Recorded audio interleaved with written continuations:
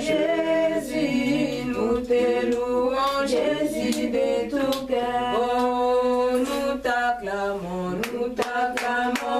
Jésus, nous t'acclamons, Jésus, nous t'acclamons, Jésus de tout cœur. Nous t'acclamons, Jésus, nous t'acclamons, Jésus, nous t'acclamons, Jésus de tout cœur. Donc, merci aux hommes.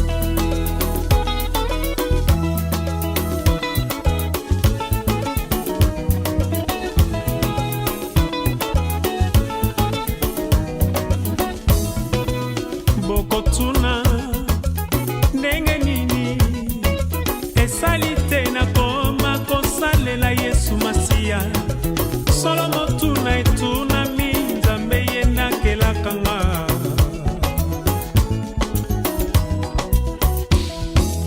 bokotuna ndenge nini esalite na koma kosambela Yesu Masiya solo motuna etunami La personne sera une occasion de voir toi-même l'homme de Dieu. Voilà pourquoi nous remarquons dans cette église-là, il y a des cas.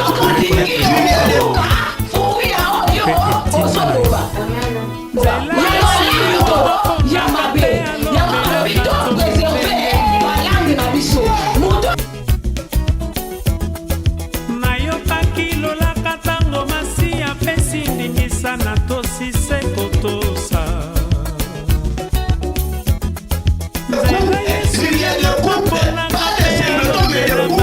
non mariés, des personnes non qualifiées.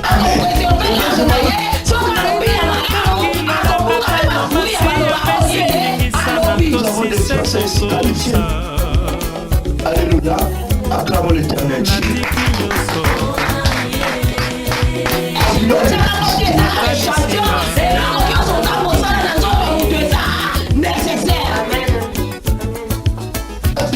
À lui, c'est ton église à lui, c'est son ministère, oui, le ministère c'est la personne, mais c'est l'église, c'est Dieu. Si quelqu'un te dit que non, cette église-là m'appartient, la vision à moi sort dans cette église. C'est-à-dire que non, vous adorez la personne.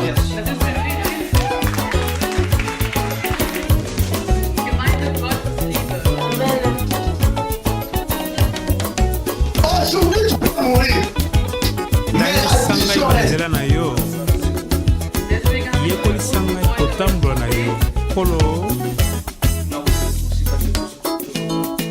Habit était dirigé par le roi Hérode.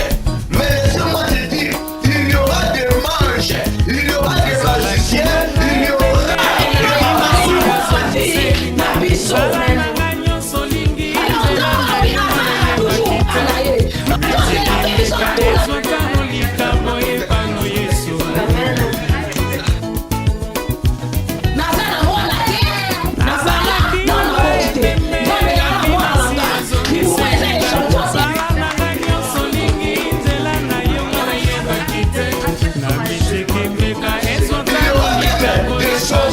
qui viendront adorer l'étoile.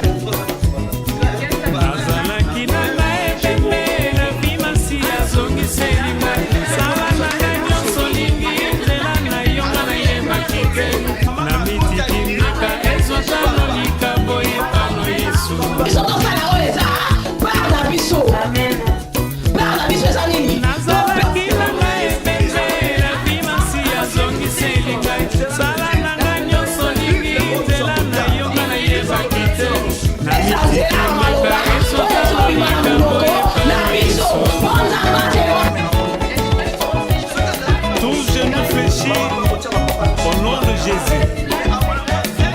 Toute langue confesse que tu es Seigneur. Et pourquoi pas tout rythme pour toi, Jésus. Rumba na Yesu. Mes paroles, Joseph Sanzamba lobela biso na ntongo na lelo atilize mosali na ye kono totondeli na kombo na Yesu nzambe na nguya nzambe na mikamo papa yo kongwani te yawe nyonso nde tokoleka meparole nde tokoleka te kono totiki mitema na biso na parole na yo pete toreceva kouke pai na yo nzambe o Yesu tombwama na yo na parole na yo mosali na yo atokama na yo kono o Yesu tombola mosali na yo yo mokoloba kati na ye yawe yoloba kati na mosali na yo otilize puissama olande na mosali na yo.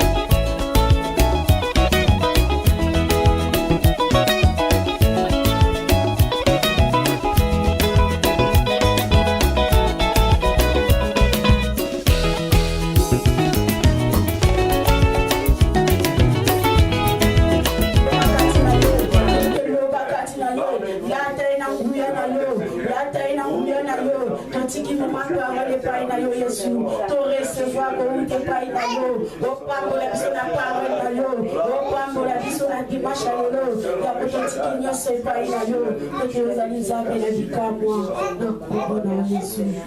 Merci Seigneur Jésus Christ.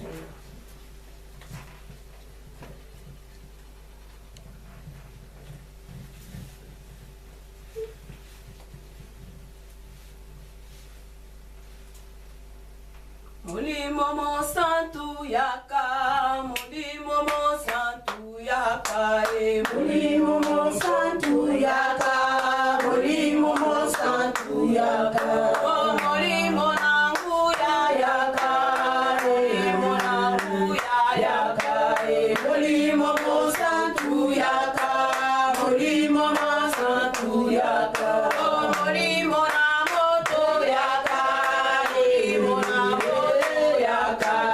Molimo mo santu yaka, molimo mo santu yaka, molimo nangu ya yaka, molimo nangu ya yaka, molimo mo santu yaka, molimo mo santu yaka, mokonzi na biso yaka, yaka, molimo mo santu yaka. Molimo mo santu yaka, otomele yo yaka, yaka, molimo mo santu yaka, molimo mo santu yaka, na dimanche ya lelo yaka, yaka, molimo mo santu yaka, molimo mo santu yaka, yaka, yaka. Yaka, yaka,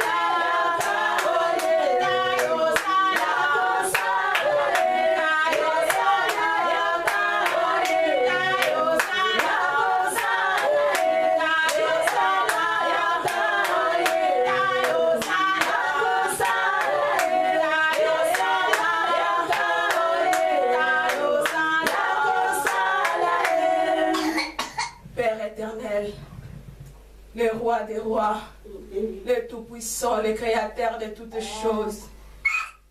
Je me tiens devant ton peuple ce matin, Seigneur, à ce dimanche glorieux et merveilleux. Oh Père, je m'abandonne en toi. Père, je m'abandonne en toi. Oh Seigneur de gloire, que ta puissance, que ton onction, Seigneur de gloire, soit déversée en moi, Seigneur de gloire, pour que je puisse parler de ta part, Seigneur de gloire. Oh, merci mon Dieu, mon roi. Mais voici devant ton peuple que tu as choisi, ton peuple que tu aimes, Seigneur, ton peuple, Seigneur de gloire, que tu as envoyé ce matin dans ta maison pour t'écouter. Merci mon Dieu, mon roi. Merci Seigneur de gloire, que ta sagesse, que ton onction Seigneur de gloire, que ta puissance Seigneur de gloire soit manifestée en moi. Oh Papa, merci pour Yozali Elonga, Ozabika moi Seigneur, na kiti yo tombo mi Seigneur, na kiti yo tombo mi na dimanche alléluia. Oh, je suis qu'un simple instrument Seigneur de gloire que tu as choisi mon Dieu. Merci pour na moment kitoko, merci Papa pour na dimanche kitoko, merci pour yolingi ko se manifester puissamment. Merci pour yolingi ko sala na yo, olingi ko tondi sabiso, olingi ko opere na yo ye. Merci pour Natango Malamu. Molimo Santu Natikeli Onzela. Molimo Santu Natikeli Onzela. Molimo Santu Natikeli Onzela. Oh, glorifiez Yesu na dimanche alelo. Oh, glorifiez Yesu na mite manabiso. Oh, glorifiez Yesu na bomo inabiso. Oh, glorifiez Yesu na mayanga ni oyo. Na maloba oyo lingi ko bima. Totombo liomo Santu boyo zali nzambe. Merci Papa nabiso. Merci pour yoza l'œuvre katina biso. Merci pour ça que ça la katina biso et pas yozali nzambe et pas ibonzambe na yozali au diable azananguyate azamosika la biso na kombo na Yesu Masia. Merci Papa pour te yonoko sala yonoko mimoni sama pour yozali nzambe tomitiki na yonkolo na kombo na Yesu tolobi amen. Amen. Amen. Amen. Tobeteli Yesu maboko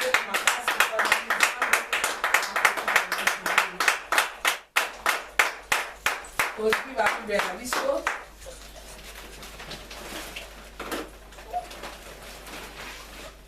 Aujourd'hui, la Luc 24, verset 49.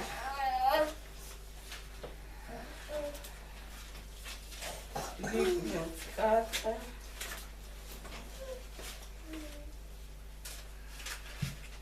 Verset 49. Natangi la kombo na Yesu.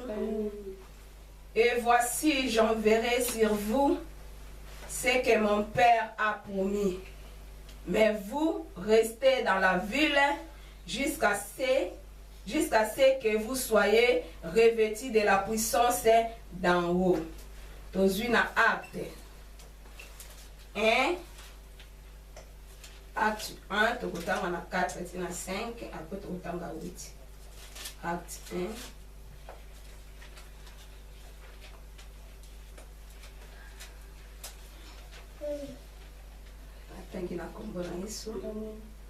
Comme il s'est trouvé avec eux, il leur recommanda de ne pas s'éloigner de Jérusalem, mais d'attendre ce que le Père avait promis. Ce que je vous ai annoncé, leur dit-il, car Jean a baptisé d'eau, mais vous, dans peu de jours, vous serez baptisés du Saint-Esprit. Dans le verset 8, mais vous recevrez une puissance, le Saint-Esprit survenant sur vous, et vous serez mes témoins en Jérusalem, dans toute la Judée, dans la Samarie et jusqu'aux extrémités de la terre. Amen.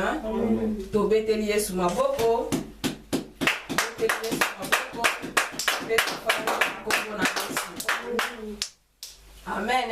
Amen. La festibisono sombote na kombo na Yesu. Amen.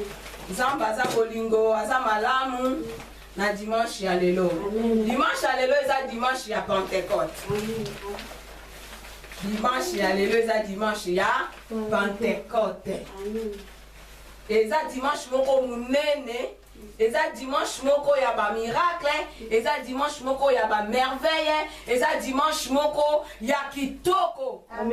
Amen. Amen. Oui, Azan Zambé. Thème Nabiso ya dimanche ya lelo eza la puissance du Saint-Esprit. Amen. Touti kotanga maloba na Nzambe awa. Après résurrection ya nkolo. Kolo azalaki na bayekoli na ye bapotre. Azalaki kosolola na bango.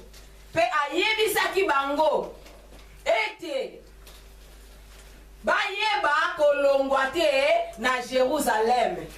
Baseloigner na ville te, mais bazela oyo papa prometaki bango, oyo ya annonsaki bango.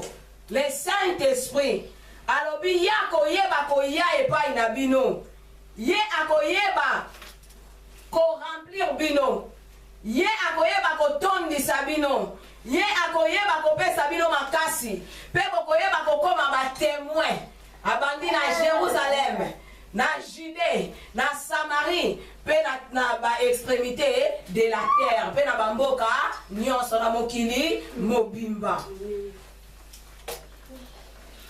Nzambe avandaki kati na bato, azwaki ta kati na bato, akomunikaki oyo esengelaki ye akomunike kouta epai na papa. Nakozonga na ye lobinga nakotika bino baorphelin te, me nakotindela bino consolateur, molimo na vérité, molimo na nguya, ye ndakoya kozala na bino mokolo nyonso na bomoi na bino ti musuka ya mokili. Aprometaki bango molimo mosantu, aprometaki bango jour oyo ya lelo, aprometaki bango ba grande chose.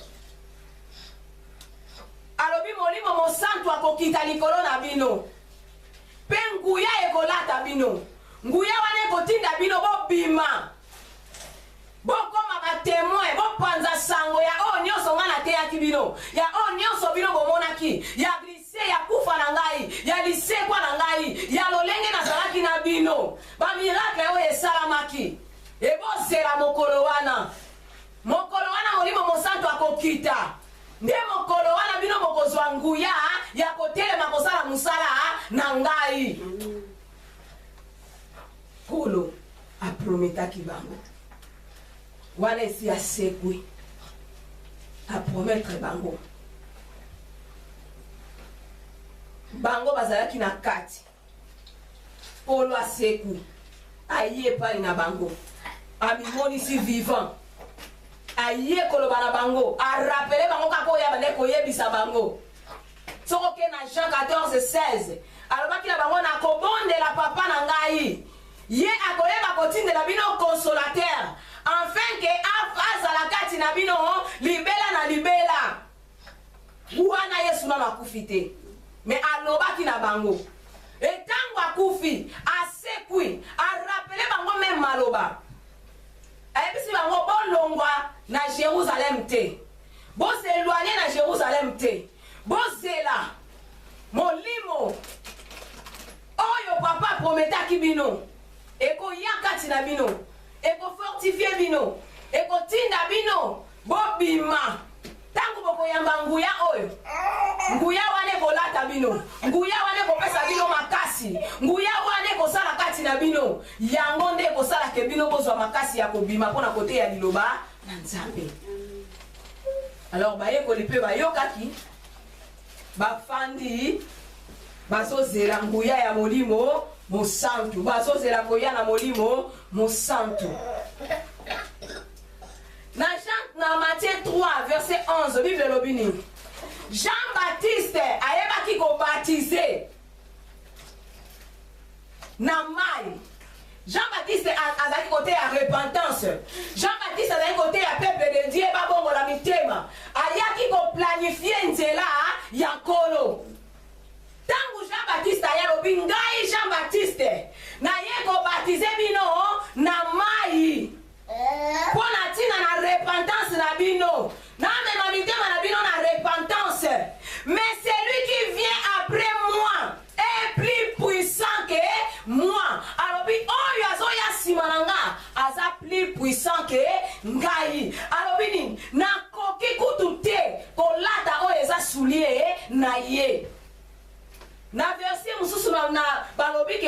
akoki jamais kofungula kutu même balase ya chaussure na ye. Alobi ye akoyeba kobatize bino na Saint-Esprit pe na feu. Jean-Baptiste aye kobatize na mai pour na batu bazwa repentance. Après ye eza na moto ya leki ye oyo akoyeba kobatize na molimo mosantu pe na moto. Jean-Baptiste aye planifie nzela ya nkolo. Tozwaka biso so baptême soko yambi Yesu lokwa mokonzi pe mobikisi. Tozwaka baptême oyo elekaka na nzela ya basali na Nzambe. Bapikaka liloba oyo lokola Jean-Baptiste ayebaki kobatize bato.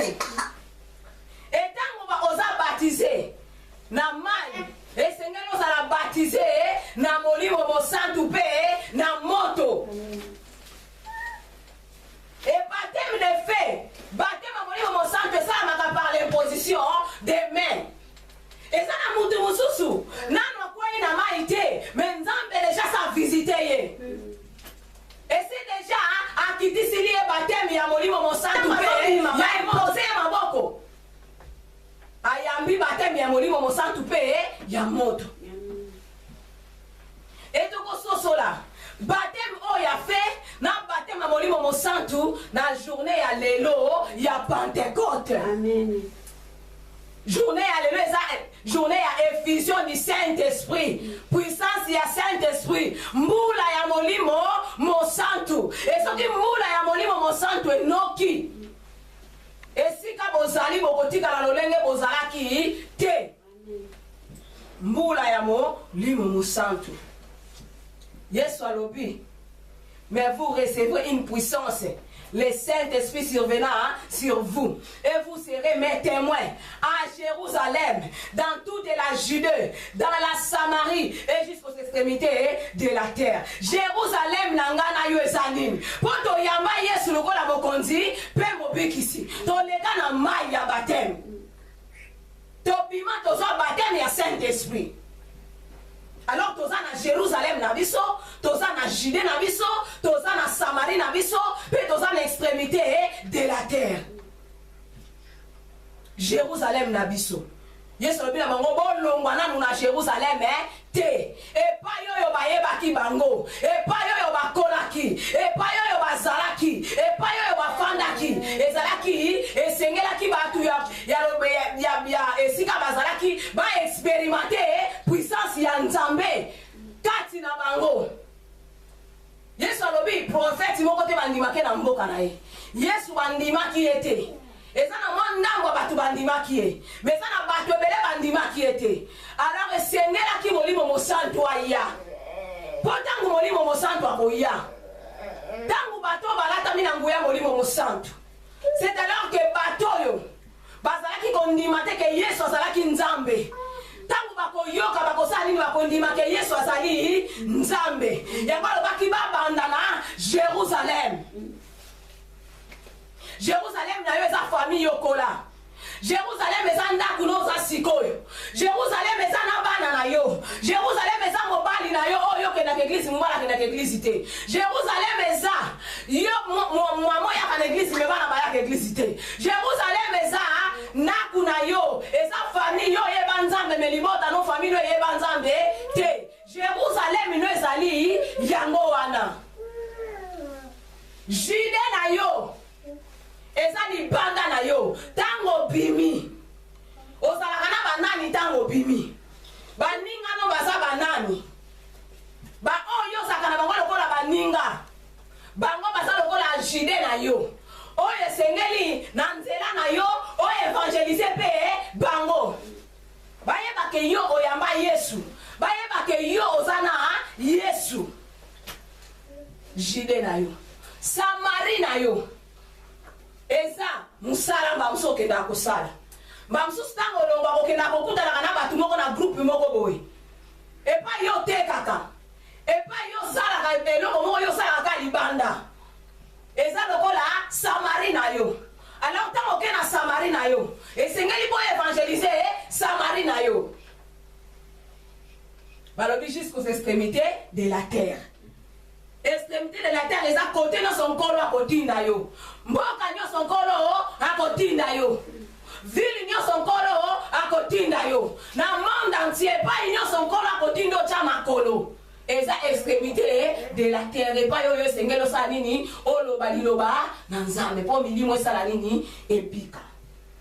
Alors kona yebisi bango boko yamba molimo mo santu akokita likolo na bino pe boko yeba kokoma ba témoin na Jérusalem na alobi na Judée alobi na Samarie et jusqu'aux extrémités de la terre ba yoki nkolo ba vandi na lisanga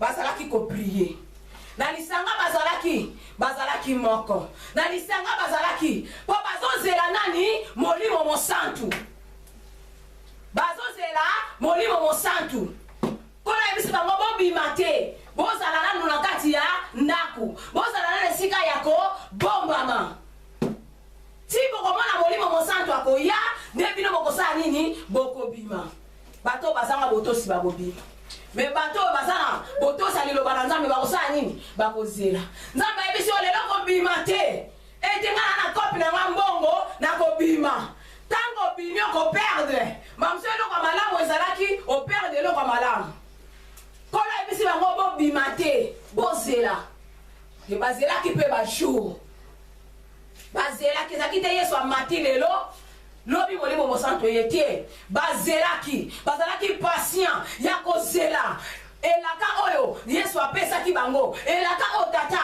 apesaki bango bazozela bamona jour wana glorieux merveilleux bazelaki yango eza lokola mama ozozela mwana no okobota mwana ozomona esengo nini oza nango mpo mona mwana no wana abima osololaka na mwana masana kata libumu mozelako mona mwana wana omone boye esengo wana oza nango ya kozela mwana wana bango bayekoli jour wana bapotre bazalaki na kozela bazalaki na esengo ya komona mokolo wana parce batambulaki na nkolo akufi asekwi azongi kati na bango avandi kati na bango akominike kati na bango e azongi na epai na ye tango azongi kozonga na ye bango bazalaki kaka kozela bazalaki patient bazalaki kozela mokolo oyo kolo apesaki bango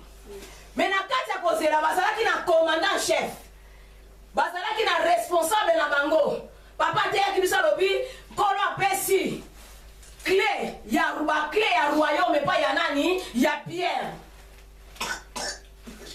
azalaki lokola responsable na bango na kati ya chambre haute bazalaki kopartage Pierre azalaki wana tango Juda kufi ake kosependre Pierre atikalaki na 11 donc na ye lokola 11 Pierre azalaki na posa bazonga nombre bazalaki ezalaki souhait ya nzambe mpo nombre na bango ezalaki 12 alors Pierre alobaki babondela Pierre alobaki esengeli moko a remplacer la place ya Juda wana na kati ya chambre haute bazalaki nombre ya 120 personnes Pierre atelemisi Barnabas atelemisi Mathias alobi nkolo pona nani wana ko remplacer Juda basali soki tirage au sort na bango nkolo a choisir nani Mathias a remplacer 12 1 plus 2 égale à 3 eza chiffre ya résurrection chiffre nkolo na biso asekwaki yesu asekwaki na 3e jour bavandi na kati ya chambre haute bazosala nini bazozela koya na nani ya molimo mosantu tozwi acte 2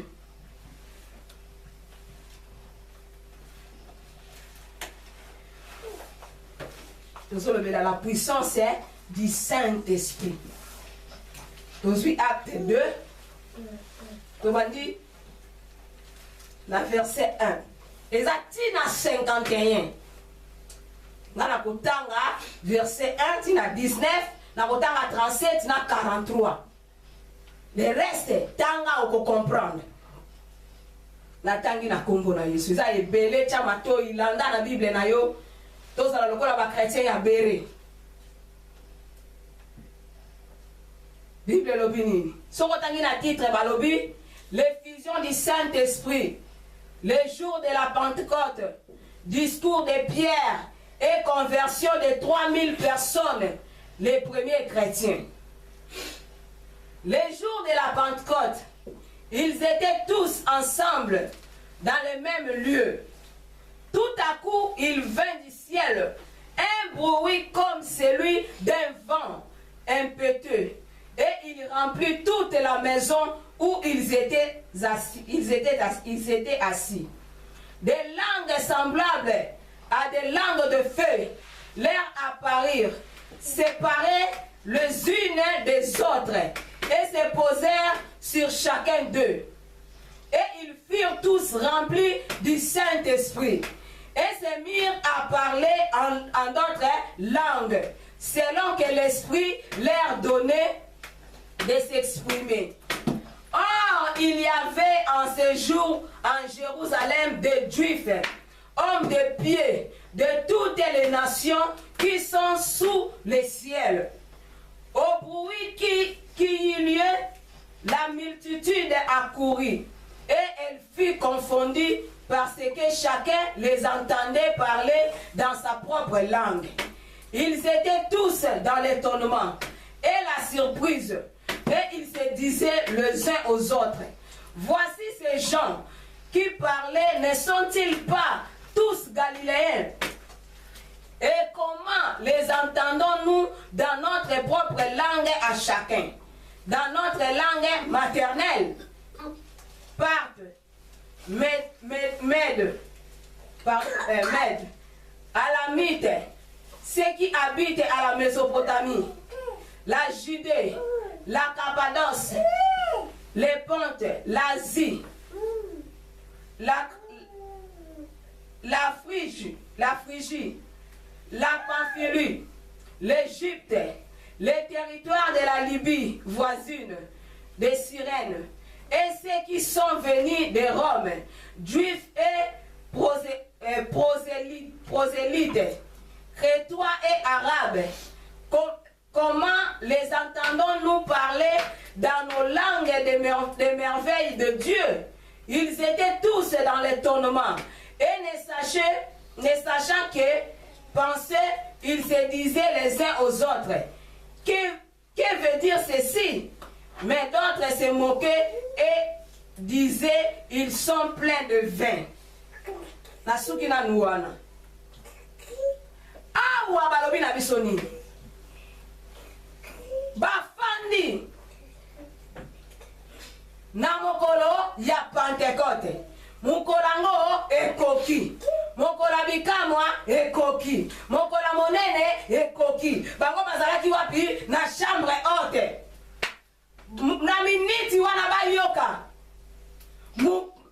Mungongo ya makasi. Ewuti likolo. Lokola kake moko ya makasi. Ebeti na likolo. Etitie pa bango bazalaki ko uta na likolo ti esika bango bazalaki mu pepe ya makasi. Esimbi bango ekoti na kati ya ndaku. Na moma wana Saint-Esprit a visité bango. Tango a visité bango. Moko na moko bakoma ekoloba minoko ya sika. Bazolo ba minoko ya sika. Bakoma kiko parler na balangi o bango ba yebite. Bakoma ko parler balangi oyo ezalaki ya bango te. Alors nini esalamaki? Ndenge tozaboy. Papa zolo ba munoko ya ba sedwa. Ngana zolo ba ya ba français. Ndeko mususu azolo ba ya bange. Ndeko mususu azolo ba ya ba américain. Alors mukolango nzamba salaki ngolu. Nzambe soko préparer makambo na ye a préparer ngo na ndenge na ye. Aza mutu te. Aza pe mwana na mutu te mo betele ba calcul. E muko mukolo yango ezalaki mukolo ya munene ya visitation divine. Nzambe akiti en personne a visité peuple na ye. Tangu bango bazo prier na kati ya chambre haute. Tangu bango bazo loba minoko asika. Nzambe asalaki ke na mukolo wana batu minoko ya batu nyonso ya bamboka nyonso esangana wapi na Jérusalem. Nzambe abengaki batu wana baya wapi na Jérusalem. Alors tango bango bazo parla langue, tango bango bazo loba, nguya molimo mosantu simbi bango, bato ya bazalaki na libanda bakomo yoka makelele, bakomo yoka makelele. Mais tango bazo yoka bango makelele, moko na moko azo yoka munoko ya mboka na ye. Moko na moko azo yoka munoko ya mboka na ye. Batu nyonso bakoma kokama. Batu nyonso bakamwe. Balobi me bantu yo. O biso tozo yoka wana bazoloba. Baza bango nyonso te ba Galiléen. Ndenge nini bazoloba minoko na biso. Ekomaki okamusa bango. Minoko na biso. Eza lokola mutu aza muntandu bazoloba pena munoko na bango ya mboka na bango. Langue maternelle na bango. Oza muzombo bazolo bango pena kuna na foya bazombo. Alors, ekamusaki batu. Batu bakomo kamo, batu bakomo tozo yoka bamusu bazolo ba o ezaka nzambe. Ezaka nzambe muta visiter peuple na ye. Eza gloire nzambe. Po tozo yoka ba merveille ya nzambe. Mais na kati ya batu nyonso ben crédit bazangaka te. Bamisusu balobi te bolanda bango te eza ve na bango oyo bambeli mutu ezosala bango boye. Pierre azwi maloba comme le verset 14. Alors Pierre se présenta avec le 11, éleva la voix et leur parla en ces termes. Hommes juifs, et vous tous qui séjournez à Jérusalem, sachez ceci et prêtez l'oreille à mes paroles. Ces gens ne sont pas ivres, comme vous le supposez, car c'est la 3e heure du jour. Mais c'est ici ce qui a été dit par le prophète Joël. Prophète Joël à l'Obakinini. Dans les derniers jours, dit Dieu, je répandrai de mon esprit sur toute chair. Vos fils et vos filles prophétiseront. Vos jeunes gens auront des visions. Et vos vieillards auront des songes. Oh, Joël 2, 28. Oui, sur mes serviteurs et sur mes servantes. Oh, moi, ça t'est hâté. Dans ces jours-là, je répandrai de mon esprit et ils prophétiseront. Je ferai paraître des prodiges en haut dans le ciel et des miracles en bas sur la terre, du sang, du feu et une vapeur de fumée. Continuez. Le soleil se changera en ténèbres et la lune en sang avant l'arrivée du jour du Seigneur, de ce jour grand et glorieux. Alors quiconque invoquera le nom du Seigneur sera sauvé. Oh, Koloaza Malam. Tangu bango, baza ko s'étonner, ba yoki ba langue na bango, ba disciple, ba apôtre, ba komi koloba yango. Parce que dans la chambre haute, bazalaki 120 personnes. Et dans 120 personnes, apôtre bazalaki, et dans onyoso babandimela ki Yesu bazalaki. Basipe bazalaki nakati. Marie mère de Jésus bazalaki nakati. Ba Marie de Magdala bazalaki nakati. Et belena badu bazalaki nakati ya chambre haute bazalaki kozela Saint-Esprit. Et Saint-Esprit kiti. Na nguya na ye, na moto na ye, na bonzambe na ye. Batu bakamwe. Ndenge ni tozoyo kaminoko oyo ya biso na batu oyo. Ndenge ni tozoyo kaminoko na biso na batu oyo. Mutu aso parla langue. Comment yoko parle la langue? Tant que vous parlez la langue, dans ma précieux message profond pour la battre. Mais yo solo anglais et pas il va tout en anglais. Message nous ça à côté. Parce que nous avons quitté qui mon colo n'a pas visité peuple naïe. Nous avons quitté. Na bon Nzambe naïe. Après si malobe pas yaba ba oya yaye. Allez oya yaye a solo anglais mangaza aloba anglais azawa nate. Message est à côté. Comment nous avons dit dans le chinois? Mais chinois zate place bosa. Chinois zate. Mais Nzambe azalaka précis. Nzambe soka kiti na bon Nzambe na ya kiti. Soka koloba lingala seke bata lingala bazawa na baoyoka lingala. Soka koloba français bata français bazawa na baoyoka français. Soka koloba anglais bata anglais bazawa na baoyoka anglais. Ezalaki jour wana ya Pentecôte. Batu nyonso bayoki. Tangu bango balobi te. Bamusu balobi za ba merveille ya Nzambe. Po bato toyebe. Ba meli masanga na bango ba meli ba vena bango ya kwesali bango boye bolanda bango te. Pierre azwi nguya. Azwi courage. Oh Saint-Esprit. Balobi toyamba molimo ya nguya. Toyamba molimo ya timidité te. Toyamba molimo ya kobanga te. Mais toyamba molimo ya force. Force kota na kati ya Pierre. Force kota na kati ya Pierre. Atelemi liboso ya bato ebele wana. Ayebisi bango. Boyoka. Boyoka. Bino ba juif. Bino batinoso botondi awo. Toza na 6e heure. Pardon, toza na 3e heure. Alobi. Bato nyonso bomoni. Po abengi na no 11 pembeni na eti. Na groupe bato bazalaki na bango. Bato nyonso bomoni. Bameli masanga te. Bameli masanga te. Mais bayambi nguya oyo elaka maka eloba maka epai ya prophète Joël. Zacharie a prophétisé. Esaïe a prophétisé.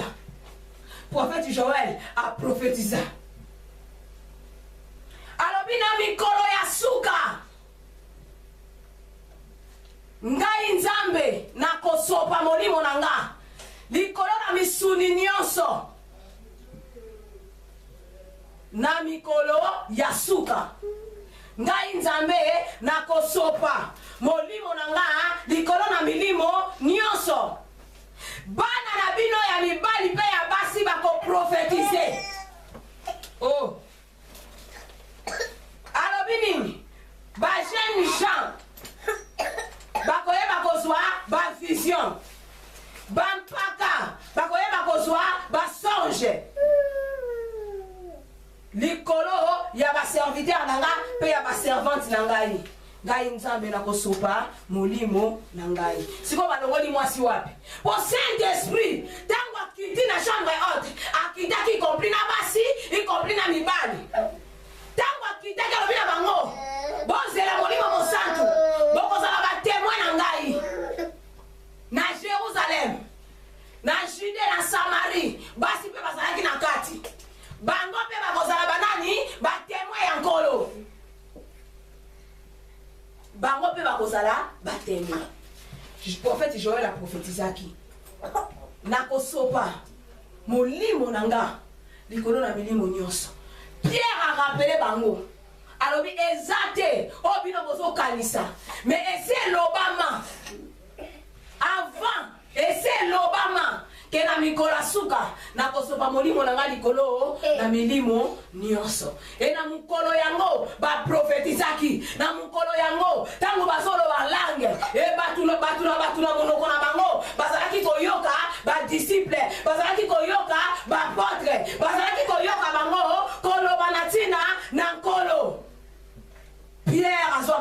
commandement.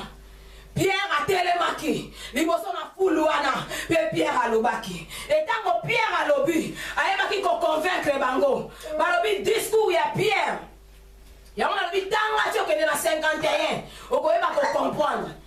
Discours ya Pierre. Et même qui bango na repentance. Tosu verset 37. Tosu verset 37. Bible lobi. Après avoir entendu ces discours, ils eurent le cœur vivement touché et ils dirent à Pierre et aux autres apôtres, oh mes frères, que ferons-nous? Bayambinguya. Pierre a télémi, na courage wana, a kaboli a bango, a tei bango repentance, a tei bango bango na Yesu, o bango ba méprisaki, o bango ba tcholaki, o bango ba ndimaki te. Pierre a tei bango, e ba moni ke ba komi déjà na pasi kati na bango, bazalaki touché, na maloba Pierre alobaki, bazalaki touché, na komona ba merveille ya Nzambe, bazalaki touché, na incrédulité na bango, bazalaki touché, na lolenge na bango, bazalaki komemela ba vie, bazalaki touché, na ba doute na bango, bazalaki touché, po ete ezalaki mpe na banganga Nzambe, bazalaki kosalela Nzambe, e bango mpe mikolo wana, bayokaki, oyo Pierre alobaki. Bazalaki touché. Batuni Pierre fait apôtre. Sikoto sala nini. Pierre leur dit, répentez-vous et que chacun de vous soit baptisé au nom de Jésus Christ. Muto bino boboyaki. Men kolo alobi nanzela ya Pierre. Basala nini? Basala baptisé au nom de Jésus Christ pour le pardon de vos péchés et vous recevrez le don du Saint-Esprit. Alobi liboso bosala nini? Vous se repentir. Jean yaki ko baptisé, baptême ya mai, ya repentance. Mutu akabwana na mabe. Enkolo Yesu ye ko baptisé na molimo mosantu pe na fe. Alors Pierre a yebisi bango, bozala baptisé na mai et bonsoir pardon il y a péché na bino apprendre bokoyeba ko recevoir molimo mosantu baptême de feu baptême d'esprit et yaka après baptême d'eau. Pierre a yebisi bango car la promesse est pour vous. Alors la promesse est pour na bino et pour na biso. Ezalaki pe pona biso po lelo biso to yamba Yesu lokola mokonzi me mobikisi to zwa pe baptême o ya mai pe ya molimo mosantu soki nano zwi baptême te ya mai pe ya molimo mosantu nano yamba Yesu te yamba Yesu landai na mai alibatisi pe yamba molimo mosantu nde yo kokoma mwana na Nzambe nde yo kosala nini okobikisama. Amen. Car les promesses est pour vous, pour vos enfants et pour tous ceux qui sont au loin.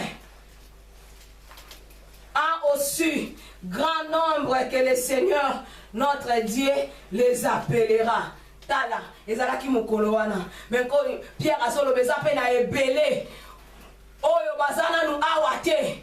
Bipa inoso bazali nkolo na biso kosala nini akobenga bango toza na kati ya ba oyo nkolo abenga lelo tozalaki na temps ya ba porte te mais na génération na biso na temps na biso toyamba liloba wana toyamba nkolo wana elelo toyamba pe molimo mosantu. Amen.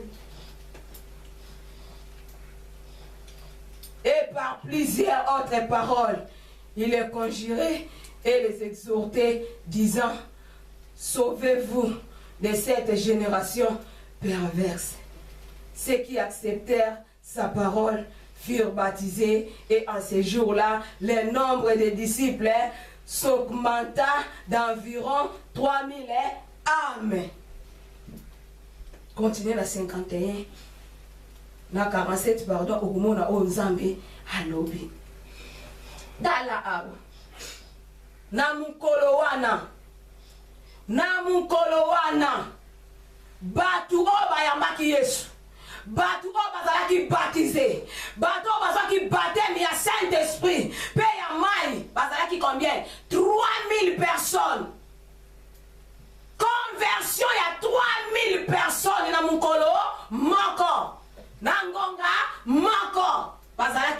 baptisé. Bazala qui baptisé d'eau. Pe bazwa qui baptême ya molimo mon sang tout à la miracle. Ba bengi bango ba premier chrétien. Oh bazala qui converti. 3000 personnes. Soko yambi molimo mon santu. Soko yambi molimo mon santu. Molimo mon santu akopeso makoki akotémoigner. Akopeso makoki akolobela kombo ya Yesu. Akopeso courage ya kolobela kombo na Yesu. Alabibo yambaki molimo ya kopanga te. Molimo ya timidité te. Mais bo yambaki molimo ya nini? Ya force. Amen. Talaba Pierre. Talaba Pierre. Pierre a beau ta courage. Pierre a beau ta courage. Alobi. Papa ça qui est bâclé. Yes, alobi na Pierre na kokomi son pécheur d'homme. Papa te akibiso. Nzambe a révélé qui papa. Nzamba yebaki. Soki na su Pierre et na sima Pierre na kozwa full. Parce que Pierre azana batu balanda kaye. Nzambe soka zuyo. C'est que na sima na yo so mona ba oba salaka na yo. Toza sauvé, pourquoi mon sauvé pas ça sauvé. Nzambe soka zuyo, ayebi ke Samari na yo, esengele yeba ye. Nzambe soka zuyo, ayebi ke Jide na yo, esengele yeba ye. Azuyo, pour Jérusalem na yo, yeba ye. Côté nyonso, à côté na yo okende, pour obomba identité na yo te, mais on la qui sa identité oyo yo osali. Eza mutu mususu na milie mususu ba yebi ete kasambela. Na milie mususu asa na bima mususu asa na façon mususu alobaka.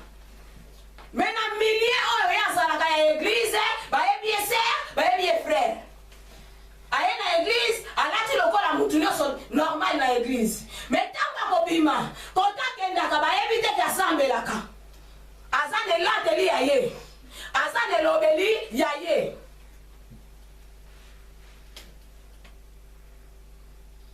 Koto zalaka. Ba yebi lobeli na yo. Ba yebi ndenge ozalaka. Ba yebi lateli na yo. Yesu ayeba kisoki na suka Pierre. Na sima Pierre. Na koswebela batu. Bato ne ba peshaka na Pierre. Bakolanda Pierre. Bato nyonso bayaka na babwatro bango bakuta na babeta na masolo. Bakolanda Pierre. Famille ya Pierre. Bakolanda Pierre. Etala Pierre wana Yesu alobaki yaka na okomiso walobi molobi ya batu. Pierre wana soki bakle. Pierre wana telemi. Pierre wana telemi. Azu audace, azu courage. Nguya wana latiye. Pierre a telemi. Abanyo kabola liloba na Nzambe. Pierre abanyo loba. Molimo mosantu soke konti katino ko kangwa munokote. Eko ningisa munoko na yo. Eko tindo loba. Ora ba oye ba ebi Yesu te basa nini? Ba eba Yesu. Pierre a eu audace. Pierre a eu courage. Alors il a payé prix. Pour ça sous yete on doit agir, mais Yesu te comme il agir kati na ye. Molimo mosantu nde a latiye a memi Pierre. Siko Pierre sala. Tabu Yesu akufaki. Molimo mosantu zala na mti. Molimo mosantu yaki na mti. Pierre abandi au sala kinini awanga ni Yesu. Ezala kinini kobanga. Walo bakinkolo. Ngana kolano kote nyoso na même prêt. Na payer prix na pesa vie na ngapo na yo salobi. Olingano ngai. Mais lelo egoleka te ko wanga na ngambala misata bisoso. Akolela yo ko wanga na ngambala misato. Pierre wanga na ki Yesu. Mais tango wanga ni Yesu. Tango nkola talie pase sala kena motema moto na sala kina ena wanga nie moto na linga kimingi na wanga nie moto na lala kina ena wanga nie alobite ake kolela ela kisi repentance Paul Pierre ake ko kita a reconnaître ka sali mabe Yesu azala kina posa ya Pierre Yesu azala kina posa ya Pierre Papa te imiso lo binzangu azoluka biso. Azana posa na biso. Yesu azalaki na posa ya Pierre. Atuna kimisa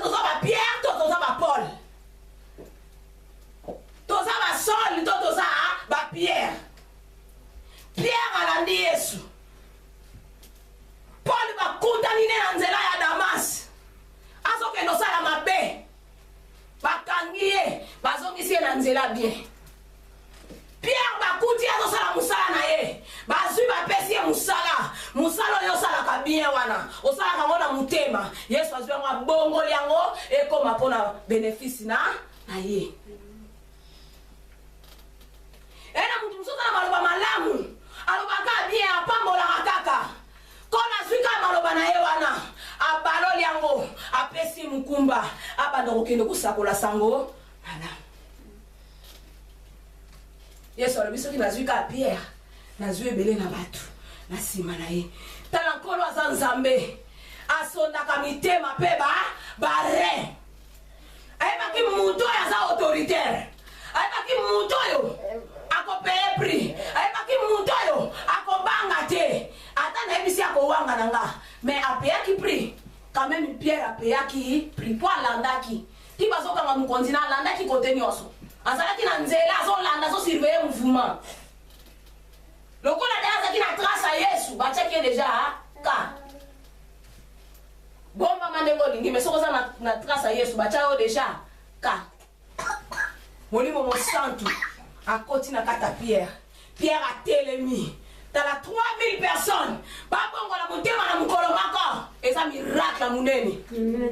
Eza miracle ya munene. Kola lobi. Esengweza na lola, feti na lola. Soki ka mosumu ki mwa bongo ni motema. Bongo na nzela Pierre combien bongo ni mitema? 3000. Pierre asali ki 3000. Feti na lola. Siko nkolo wana. Akotika akotikete. Yesu a prometaki bango. Alobi na Pierre, alobaki na bango na kati. Peso kotali Pierre mutunde, Yesu nzamba revelaki ke Yesu aza mwana na nzambe. Kolo ayebisaki bango. Tango na kozonga na bokonzi na nga. Na kofanda na kiti na nga bokonzi. Bino pe bozalaki na ngai, bokovanda na nga elongo na bakiti zomisa, na bakiti 12. Bino pe bokosambisa ba tribu ya Israël. Ezalaki promesse. Oyo nkora salaki nini? Asalaki bango. Jour à Pentecôte. Nguye kiteli bango. Yo yamba molimo mo santu. Ozaka pio pio. O yamba molimo mo santu. Molimo mo santu to yamba sa molimo a moto. Molimo mo santu to yamba sa molimo a courage. Molimo mo santu to yamba sa molimo ya ko payer prix. Tous sur le jour à Pentecôte. Et ça, mon colo est interpellé biso. Et ça, événement où est salamaki. Oui, à ça, quand on a Pentecôte, tu yamba Yesu. Tu sois baptême mamai. Tu sois baptême molimo mo santu. À ça, quand tu n'as biso. N'est-ce pas na minute à ça. Ba on ba ebi Yesu te. Ba sois baptême te. Ya molimo te pe ya mai te. À ça, quand tu n'as pas voté. Mais oh ya yamba Yesu. Oya zwa mai, bapatema mai, azwa ya molimo mo santu. Molimo mo santu azakati na ye. Po ye wana Yesu atikela kibiso. Alobi yenda za consolateur na biso. Yenda za mi na biso fidèle. Yenda kotambola na biso. Yenda kokambaka biso.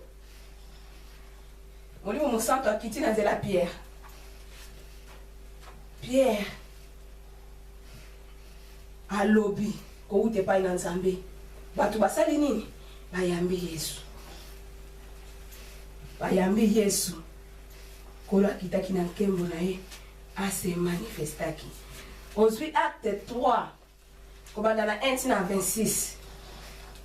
Comment? Okumanola na ndaku. Leleza mkola Saint-Esprit. Mais na verset 6, Pierre, Bible l'opini. Pierre na Jean. Bakei na temple. Et c'est là qu'il y a un paralytique qui m'a dit qu'il y a un colonien son attendre, il y a un liboso ya temple. Et tant que il y a un liboso ya temple, asenga kamongo na batu nyonso oyo bakota na temple. Et mukolanga Pierre na Jean va se présenter. Balingi bakota. Oh, muto azosenga mongo lenga mesana ko senga mbongo. Pierre na Jean ba poussa ni pembeni na ye. Tala biso atali bango. Papa na lobi lelo beno so mbongo ebele po bato yo namoni bana mbongo ebele atali bango mamsune balata ki atali bango bazaki ko ngenga po saint esprit kat na bango ngengisa ki bango abina bato pene mutu mususu oyebi po chilete mena mo mena vite mo sona mbongo ebele apeba mutu na dabeje ki calcul alobi papier na Jean ko mbongo ebele tata la ka bato ba elie batali mutu la mbongo na verset 6 Bible lobini. Alors Pierre lui dit, je n'ai ni argent, ni or, mais ce que je te les donne. Au nom de Jésus-Christ de Nazareth, lève. Talanga Pierre, bazalaki na Jean, malobi ke oyo tozana ngo topesi yo. Malobi oyo nazana ngo nazo pesa yo. Oyo nazana ngo nenga na sai nini na pesi yo. Au nom de Jésus-Christ de Nazareth, lève-toi et marche. Na yebi nzambe yo sambela te. Mais bango bazaki na Yesu moko. Bango mbalete. Mais clé pesa maki pa nani pa ya Pierre. Alekile liboso poto za biso mbale na Jean. Mais Jean pusani atikali sima na nganga na lekili boso no sali na sali musale pesa medi ngai. Ba pesa ki e clé.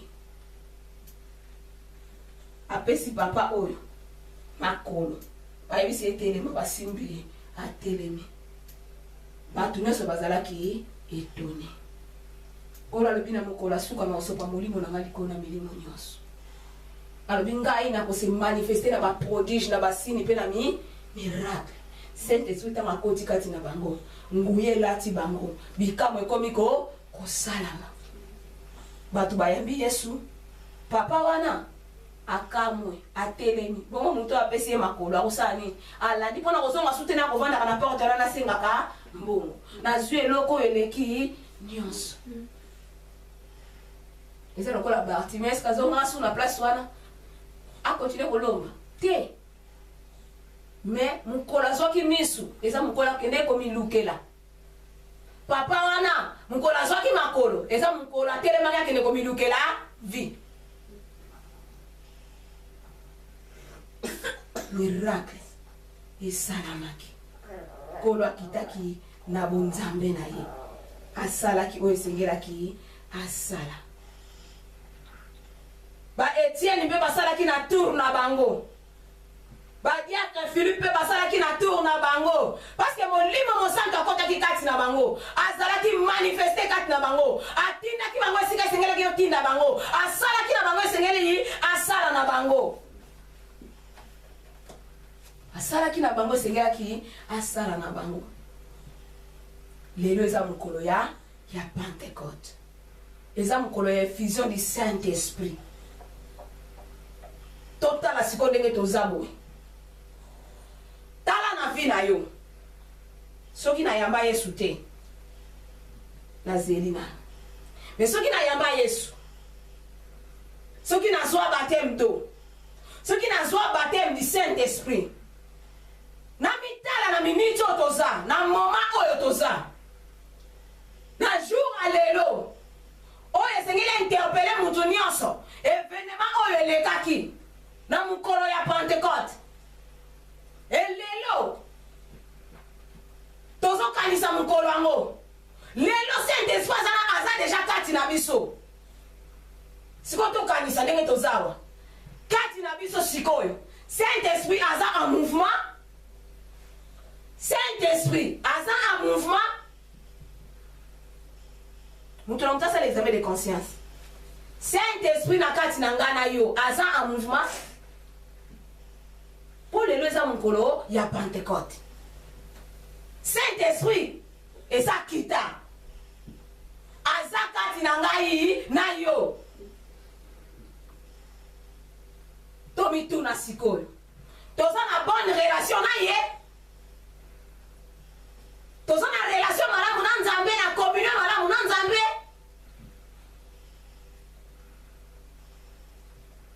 balobi mutu akoma ami ya mokili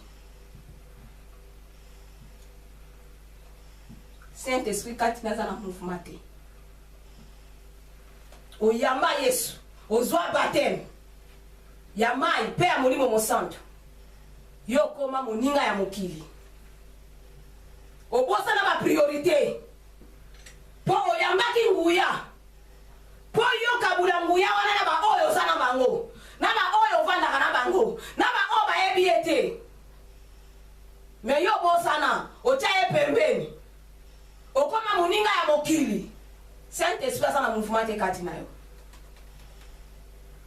Saint-Esprit aza na mouvement te kati na yo mutu azosala volonté ya nzambe te lelo Saint-Esprit aza na mouvement te kati na ye soki na miniti oyo toza ozosala no volonté ya nzambe te to osalaka no susu volonté ya nzambe te Saint-Esprit kati no aza na mouvement te aza mouvement te 2 Pierre 1 verset 21 l'obinini. C'est poussé par le Saint-Esprit que les hommes ont parlé de la part de Dieu. C'est poussé par le Saint-Esprit que les hommes ont parlé de la part de Dieu. Pour toi, Loba, quand vous n'êtes pas in Nzambe, le Seigneur molimo mosantu atindika ye ndenga atindika ki Pierre ndenga atindika ki Etienne ndenga atindika ki ba Philippe pour Philippe akuta une Éthiopien unique Saint-Esprit mutu poussa ki ye poussa na pa ya mutu wana mata na char na ye Paulo bana mutu ko ute pa ina Nzambe esengeli molimo mosantu apuse yo esengeli molimo mosantu apuse yo besiko yo oza na relation na ye te communion ese katana oyo koloba ozokalisa molimo mosantu muza mopeso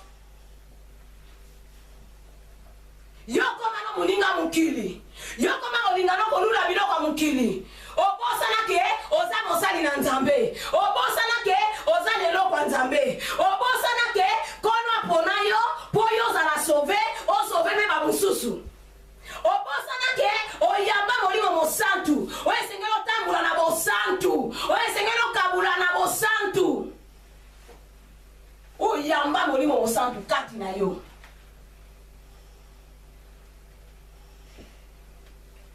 oyo yo koloba et qu'on a poussé par le Saint-Esprit.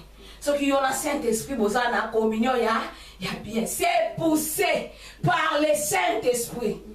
Par tes pensées, par tes sentiments. Pour ma pensée, ne koloba. Ma sentiment, et koloba. Pour ce que ça poussé par tes sentiments, au koleka. okoloba po batu babetelo maboko batu basepela ozwa soki lo nyosa na poso na maboko na bango okoyela ba mama loba moko boye po soki na lobi na bango basala ka flatter basale loko yo ngana lingi basale la ngai eza makanisi na ngai eza ba sentiment na ngai siko na ye na ngoli boso Nzambe ya bana na Nzambe mutalobi na église eza Nzambe te mais balobi c'est poussé par le Saint-Esprit. Yo siko yamba Yesu. Molimo mosantu aza kati na yo. Aza mouvement. Po yo zwa courage akokabula na muto yo. Aza na zama na Jérusalem na yo. Aza na Samarie na yo. Aza na Judée na yo. Point d'interrogation. Molimo nini ezotambusa biso. Eloko nini ezopousse biso.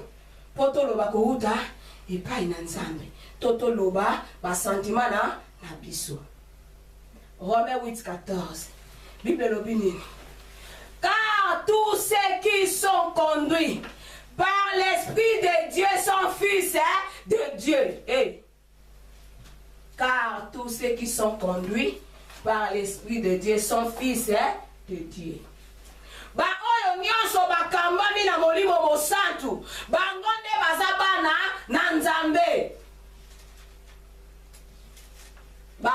oyo bakambami na molimo mosantu bango nde bazali bana na nzambe. Tomituna bakestion sikoyo baoyo bazokambama na molimo mosantu te baza bana ya nani? Mutu na mutu amipesa réponse. Pour ceux qui nous a conduits par l'Esprit de Dieu, c'est que ngai naza mwana na nzambe. Mais ceux qui nous a conduits na esprit na ngamoko, na ba pensée na ngamoko, na makanisi na ngamoko, na ba sentiment na ngamoko, naza na tata mususu nga na osalela naza na nzambe te lokola papa. Eza réalité.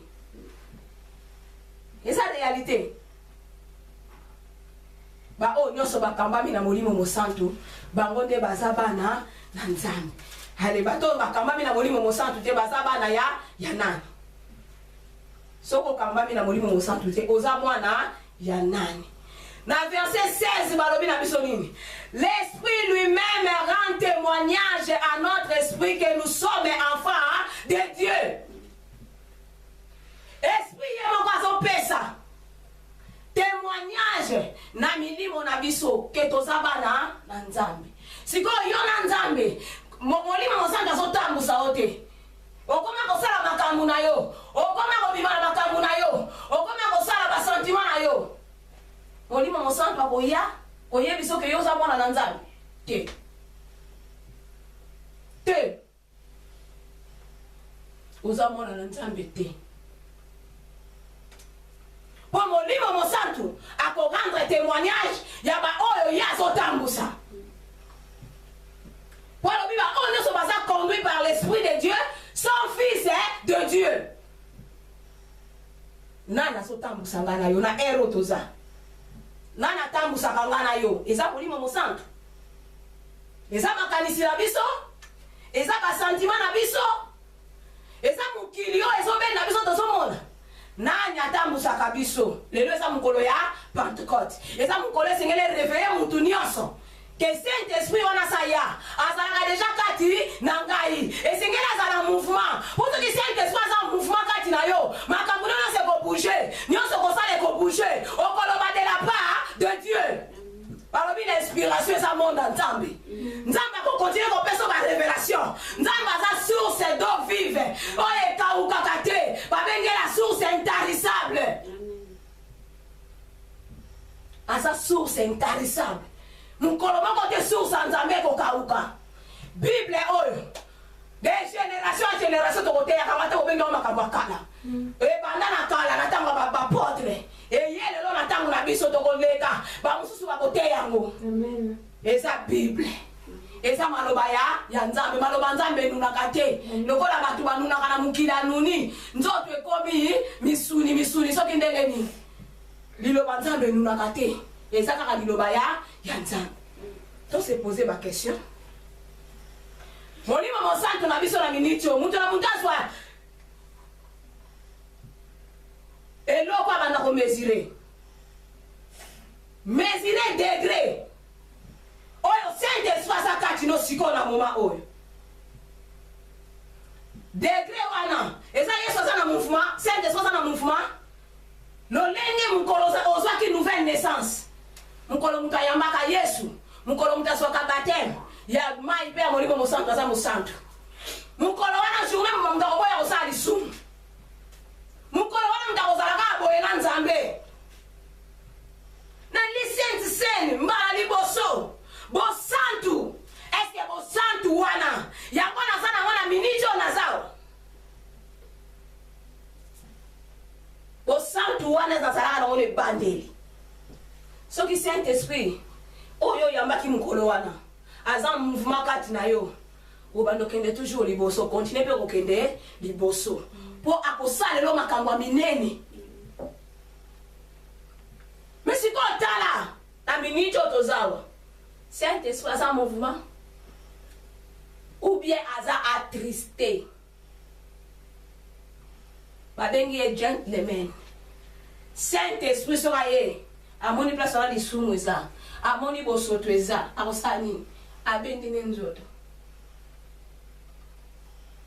akobenda mama bopete siko Yesu Saint-Esprit lo aza libanda na yo Saint-Esprit na yo aza ya kolala ningisa ya lamuka Saint-Esprit na yo oyo aza kati na yo na miniti ozo mesure degré na miniti o Saint-Esprit oyo aza kati na yo aza triste po azotala ndenge ozomema vino azwi liboko atie na litama po ye nde moto esengeli atambusa yo me yo koma komitambusa otya ye pene asoki na olandaka makambo no na kokufa pauvre ta baninga nde bazosoba mbongo so na olandaka makambo na yo nga bakobenganga na tula bakobenganga na nuna so na olandaka makambo na yo nga bakopesaka bakombo me orke moninga malamu ye wana oyo azomema na nzela ya bien mesurer degré mukola lelo ko ikoleka biso jamais inaperçu mesurer degré Saint-Esprit aza na miniti oyo tozolobaka aza ndenge nini kati na yo azosala to asalaka su te po soki aza koagir susu te esili moko na biso asosola na miniti oyo toza mokolo ambaki Yesu zeli wana nazalaki nango yango kaka naza nango lelo na miniti oyo soki eza yango te naza na likambo ya korepare mpo lelo mokolo elekanga boye te naza na eloko ya korepare mpo ete mokolo lelo na recevoir lisusu Saint-Esprit wana areanime badon kati na nga areanime puissance wana oyo elalaki kati na nga eza mokolo monene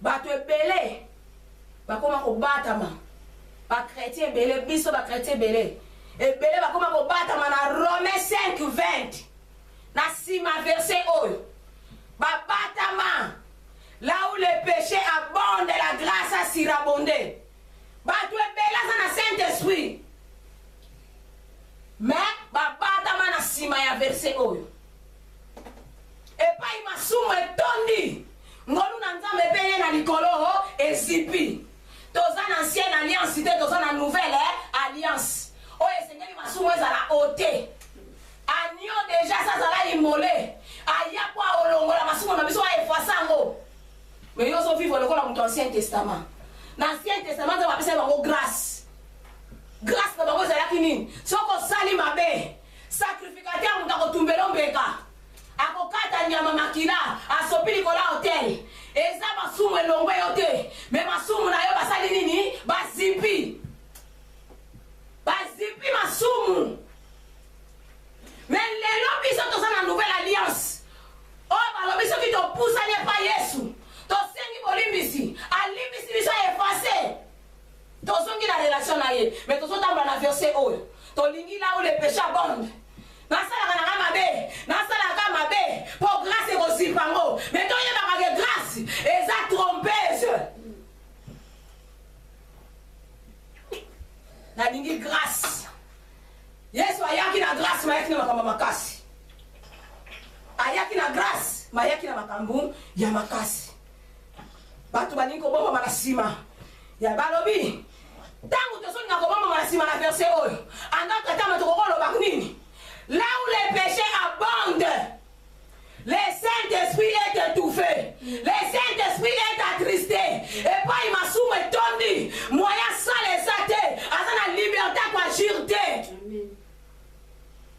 Et si comme soumis zotonda, Saint-Esprit a la liberté quoi agir. À ça étouffé. Et ça le là, bon là dit na mettre, bon là dit mettre mon cœur, bon là dit 50 personnes du paiement. Aza étouffé moyen soit musala sala ezate aza attristé aza na mawa po yo masumu eleki kaka malingi asalela yo là où le péché abonde la grâce tolingi grâce mais grâce eza na makambo makasi grâce eza na makambo ya makasi Yesu alobi mon frère, ma sœur, ma mère est celui qui fait la volonté de mon Père. Tolingi to bengama. Ba frère à Yesu, ba sœur à Yesu. nzambe na biso, kimia na biso, esengo na biso, nguya na biso, nyonso na biso, tosa la volonté ya nzambe. Tosa la volonté ya nzambe. Mutu azosa la volonté ya nzambe te. Aza komitika te Saint-Esprit atambusa ye. Aza dignité ya kozala moyekoli ya Yesu. Aza dignité ya kozala disciple ya Yesu. Aza dignité ya kozala disciple ya Yesu. Nazokende na suka mateya. La puissance du Saint-Esprit. Yesu alobi le Saint-Esprit surveilla Judée, dans la Samarie, jusqu'aux extrémités de la terre. Ceux qui te sont kozala ba témoin Yesu te. Même Yesu asala kati na biso, tout ko ko témoigner te, il y a un problème. Il y a un problème. Saint-Esprit a un mouvement. Saint-Esprit a un mouvement kati na biso, alala, la moussaï. La moussaï. La moussaï. La moussa Saint-Esprit. La moussa Saint-Esprit. Son casa triste réparé. Pour alongwa la tristesse wana azonga na joie na ye, na mouvement na ye, na liberté na ye, ya quoi agir. Là où le péché abonde, le Saint-Esprit est attristé. Le Saint-Esprit n'a pas la liberté d'agir. Azana posa sala kat na bomo inabiso. Azana posa sala na bomo inabiso. Totikali na miniti munketo bondela. Kanisa bana mukolo ya maki Yesu. Mukolo zwaki baptême ya mai. Baptême ya molimo mo santo. Saint-Esprit za mouvement kat na yo. Ozana même attitude. Ozana même lolenga ozalaki nde ozalelo. Soki za bongo te réparé. Zonga. Po balobi Saint-Esprit ayaka ko réanimer ba don kati na biso. Tango ba apôtre ba yambi Saint-Esprit. Baloba ki mino kwa sika. Ba dona bango fongwa maki. Ba capacité na bango fongwa maki. Ba talent na bango fongwa maki.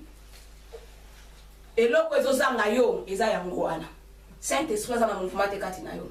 Ndenge nini oyo nzamba tiaka tule ko fongwama. Ndenge nini oyo nzamba tiaka tule ko sala. Ndenge nini oyo eza kati na yo.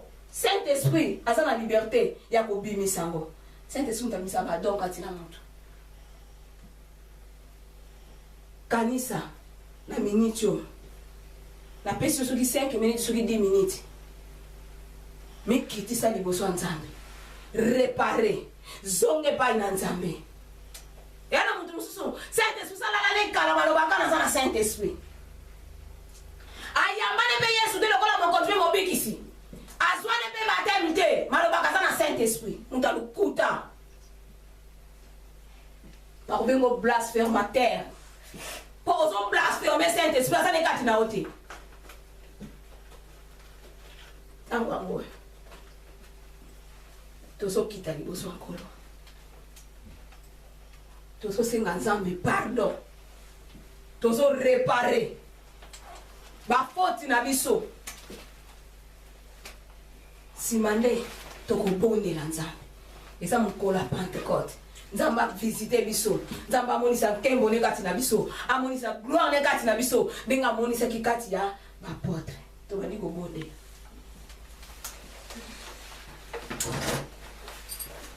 Kati na bomo ina bango te kasi nzamba sosoli biso na nzela mateya o lelo totikela molimo mosantu nzela soki akambi biso tokokende liboso tokosala oyo eza volonté ya nzambe mpe singwa nzambe mais soki tomitiki na volonté na biso moko tomitiki na basentima na biso moko molimo mosantu akozwa esika te ya kosala kati na bomoi na biso. C'est vrai tozomona bato ebele basali na nzambe bana na nzambe bazoteya liloba na nzambe bazosala ba miracle bato baza ba impressionné na miracle wana nzambe na biso ayebi banani baza ba vrai ayebi pe banani baza ba faux. Diable pasalaka miracle bato bakoki komona miracle bakoki kombe na nguya tokumisi yo nzambe na makoki nyonso nzambe osalaka odela ya bantandement na biso osali na biso na dimanche ya lelo obandaki na biso mayangani o lokola alpha osheminaki na biso lokola Emmanuel tala na tango osugisi na biso lokola omega tika ete nyonso etombola kombo na yo tika ete nyonso nzambe eumela na sabo konti na yo papa totomboli na oyo sali yawe tolingi kozonga yawe nzambe tika loboko na nguye continue ko visiter biso tika molimo mo santo continue ko visiter biso a continue ko mouver na bavi na biso o nyonso elaki kati na biso elamuka o nyonso ezalaki kosala te banda kosala o cher saint esprit totikeli onzela na bavi na biso na journée ya lelo mpe na bomoi na biso ya mokolo na mokolo tomitiki na maboko na o nzambe le reste ata na maboko na yo Yesu nyonso tokolia tokomeleza la sanctifier na makila na yo batela bandeko bakozwa mituka batram zala mobateli mpe mokengeli ya moko na moko sena tozo recommande journal lobi na maboko na yo semaine tozo banda nzambe ezala semaine ya bénédiction pour na biso ezala semaine na ba surprise agréable ezala semaine yo ko se manifester puissamment na ba vie na biso totomboli yo nzambe na ba rendez-vous nyonso bonheur na grâce na yo ko accompagner moko na biso nzambe topamboli bana na biso bayaki kati nesika oyo pe moko na moko azaki na mayanga ni alelo apambolama tika lokumu ezonge epai na yo na kombo na Yesu tolobi merci Seigneur Jésus-Christ. Merci Seigneur Jésus-Christ. Amen.